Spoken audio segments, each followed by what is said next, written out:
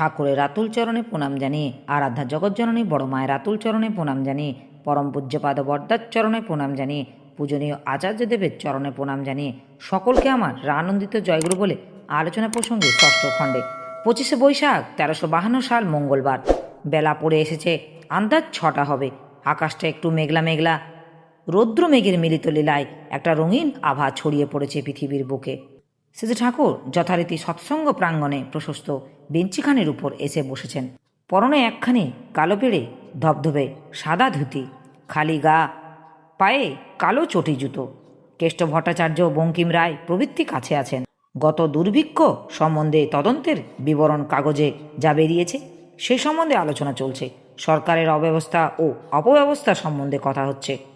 শ্রী ঠাকুর: আমার এখানে যা, সারা বাংলায় তাই, অর্থাৎ পিণ্ড ও ব্রহ্মাণ্ড। কেষ্টদা: সে কেমন? শ্রী ঠাকুর: আমরা এখানে ভালোটা বাদ দিয়ে খারাপ যা, সেদিক থেকে বলছি। আবার নিজেদের মধ্যে সততা ও ঐকান্তিকতা ও আন্তরিকতা অভাব থাকলে নিজেদের দুর্বলতার দরুন অধীনস্থের গলদ ও দুর্নীতি দূর করা যায় না। এরপর পঞ্চানন সরকার আসলেন। পঞ্চানন্দাকে সস্নেহে কাছে ডেকে শ্রী ঠাকুর আস্তে আস্তে কি বলতে লাগলেন। এমন সময় রাজশাহী বিভাগের সহকারী sell tax commission Khan Bahadur এ হক পাবনা জেলা ম্যাজিস্ট্রেটের জ্যেষ্ঠপুত্র এম কবির সহ আশ্রম পরিদর্শনান্তে সেখানে এসে উপস্থিত হলেন। সঙ্গে প্রকাশ বসু, রাজেন মজুমদার, ভোলানাথ সরকার এবং আরও অনেকে ছিলেন। শ্রী ঠাকুর দাঁড়িয়ে অতিথিদের অভ্যর্থনা করলেন। তারা পাশের বেঞ্চে বসার পর বসলেন। ধীরে ধীরে বহু লোকের ভিড় জমে গেল। প্রমোদ দে, বীরেন ভট্টাচার্য, বীরেন মিত্র, উমা বাগচি, ঈষৎ বিশ্বাস, মণি সেন, লোচনা ঘোষ, হারান চক্রবর্তী, ননী লাহিড়ী, শিশির চৌধুরী, অবন্তী লাহিড়ী, মানিক মৈত্র, নগেন দে প্রভৃতি অনেকে এসে হাজির হলেন। মি হক: আপনার আশ্রমে সব দেখে ভালো লাগলো, কিন্তু নাগরিক ব্যবস্থা দেখে খুশি হতে পারলাম না। শ্রী ঠাকুর শমিতবদনে চুপ করে রইলেন। তারপর মিস্টার কবিরকে প্রীতি ভরে জিজ্ঞাসা করলেন, বাবা ভালো আছেন? মিস্টার কবির: হাঁ। মিস্টার হক: আমার মনে হয় মানুষের সবচেয়ে বড় পরিচয় সে মানুষ। ধর্মই মানুষের জন্য। জগতে বহু ধর্মমত থাকতে পারে, সে বৈচিত্র্য বিধাতার নিয়ম। কিন্তু সমস্ত ধর্মশাস্ত্র যদি ঘাঁটা যায় তাহলে আমরা দেখতে পাবো সব জায়গায় আছে এক কথা। শ্রী ঠাকুর: হাঁ, সে তো ঠিক কথা। তাই তো একে বলে বিজ্ঞান। ঈশ্বর এক, ধর্ম এক, প্রেরিত পুরুষরাও একই সত্যের উদ্গাতা। ধর্মের দুটো দিক আছে, একটা ভাগবত আর একটা বৈশিষ্ট্যসম্মত ভাগবত, তার কোনো পরিবর্তন নেই। সর্বদেশে সর্বকালে তা এক, কিন্তু অন্যটার বেলায় তা নয়। যেমন কোনো স্থানে হয়তো লঙ্কা বেশি খাওয়া জীবনের জন্য প্রয়োজন, কারো স্বাস্থ্যের জন্য বিশেষ অবস্থা হয়তো একটু মদ দরকার। তাই দেশ কাল পাত্র ভেদে বাঁচা বাড়ার স্বার্থে বিশিষ্টতার বৈচিত্র্য অবশ্যম্ভাবী।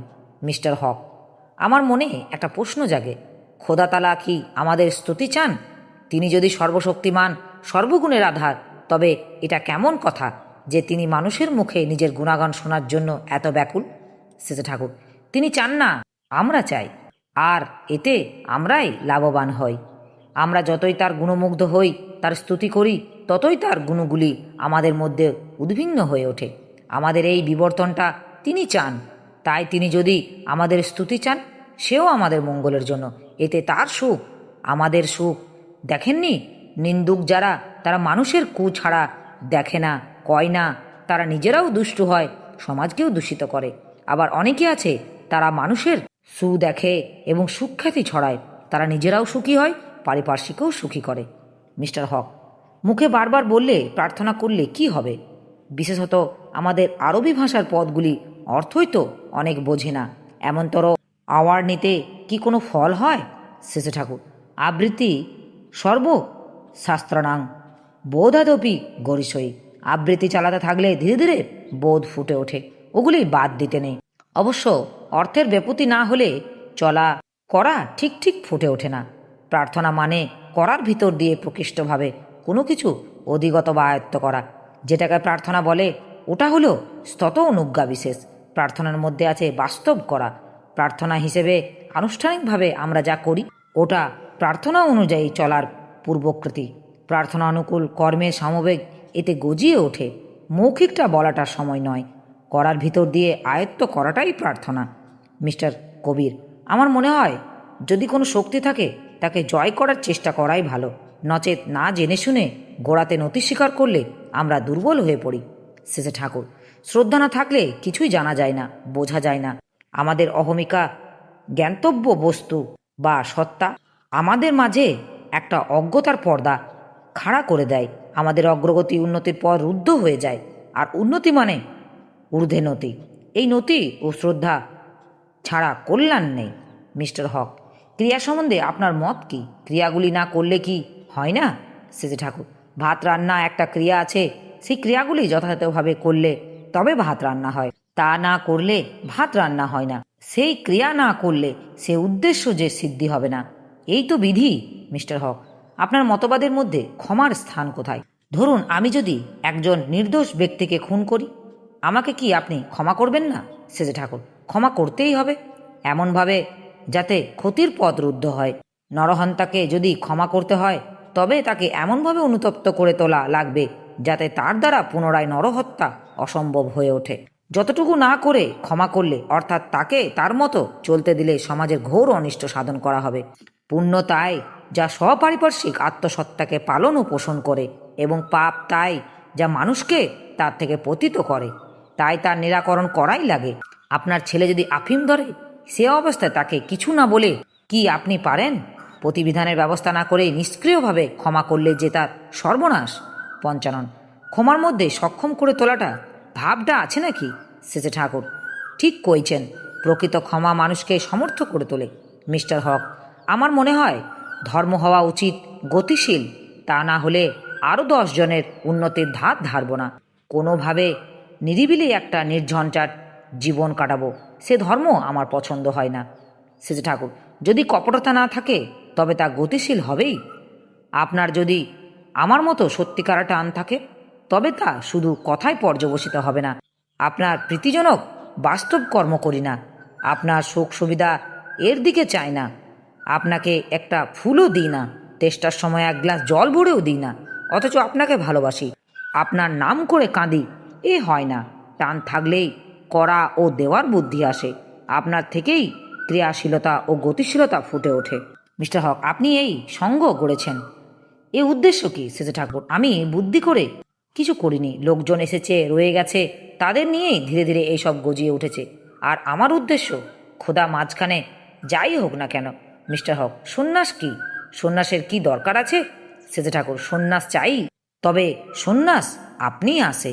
সন্ন্যাস মানে ভগবানের পরিপূর্ণ রূপে সমর্পিত হওয়া। প্রথম হলো ব্রহ্মচর্য বৃদ্ধির পথে চলা, তারপর হলো গার্হস্থ, তারপর বানপ্রস্থ, বিস্তারে গমন, সর্বশেষে আসে সন্ন্যাস, ঈশ্বরের সম্মুখ মনের ন্যস্ততা। 5 বছরের বয়সে 60 বছরেরটা আসে না, 60 বছর হলে সেই বয়সটাও আসে। ইষ্টনিষ্ঠ স্বাভাবিক জীবনে চরম পর্যায়ে সহজেই আসে সন্ন্যাস। মিস্টার হক, তবে ঘর দৌড় কাজকর্ম ছেড়ে চলে যেতে হয় না। শেষ ঠাকুর, সেটা তো ফাঁকিবাজি। সন্ন্যাসীকে নিজের ঘর ছাড়তে হতে পারে, কিন্তু সেই সকল ঘর সামলাবার জন্য এ কাজ থেকে তার ছুটি কোথায়? মিস্টার হক, সর্বমানবের যোগাযোগ, মেলামেশা, পারস্পরিক অন্নপান গ্রহণ, ঐক্য ও ভ্রাতৃত্বের কথা তুললেন। শেষ ঠাকুর, আমরা কিন্তু ঐক্য বলতে বুঝি না যে প্রত্যেকের হাতে খেতে হবে। স্বাস্থ্যবিধির দিক থেকে তা ঠিক না, সদাচারী না হলে তার হাতে খেতে নেই। সদাচার আবার আধ্যাত্মিক, মানসিক ও শারীরিক। শুনেছি আমাদের আঙুলের ডগায় এমন লক্ষ লক্ষ ব্যাকটেরিয়া থাকতে পারে যার একটিও আমাদের জীবন নাশের পক্ষে যথেষ্ট।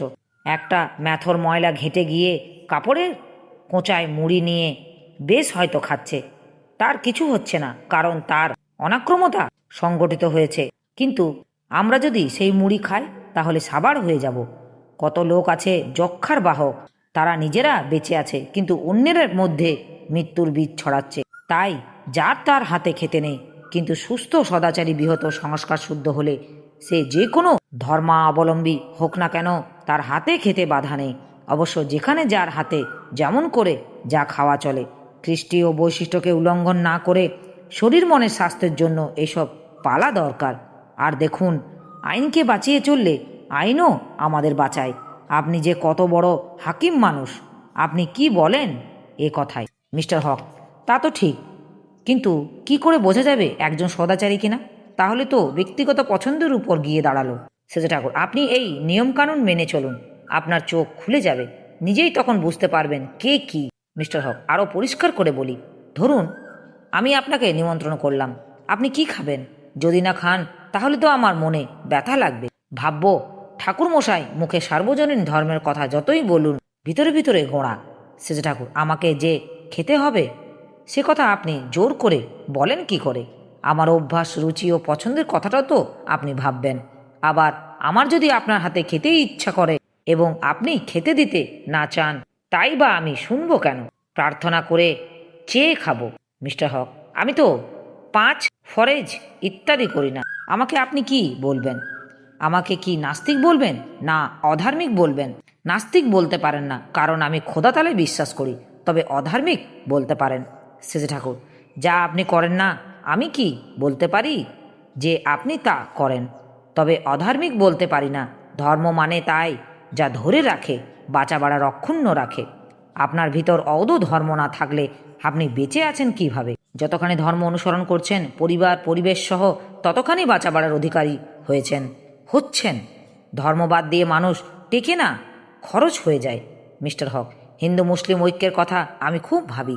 মানব মিলনের এই আদর্শ বৃহত্তর সমাজের বাস্তব হয়ে ওঠা দরকার।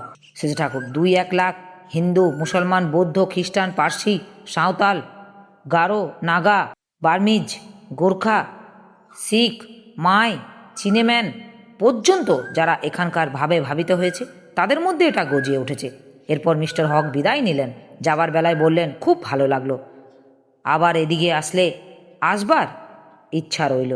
শেষে ঠাকুর উঠে দাঁড়িয়ে বিনীতভাবে বললেন, যখনই আসেন ফাঁক পেলেই দয়া করে আসবেন। মিস্টার কবিরের দিকে চেয়ে সস্নেহে বললেন, তুমি তো এখানেই আছো, মাঝে মাঝে দেখতে পেলে খুশি হব। এরপর প্রমোদদা ও দুজনকে সঙ্গে নিয়ে তার ঘরের দিকে গেলেন কিছু জলযোগ করাতে। আমার এই আলোচনা প্রসঙ্গে কিছু ভুল ত্রুটি হয়ে থাকলে আপনারা আমায় ক্ষমা করবেন। উপস্থিত দাদা, ভাই, বোন, মায়েদের আমার আনন্দিত জয় গুরু।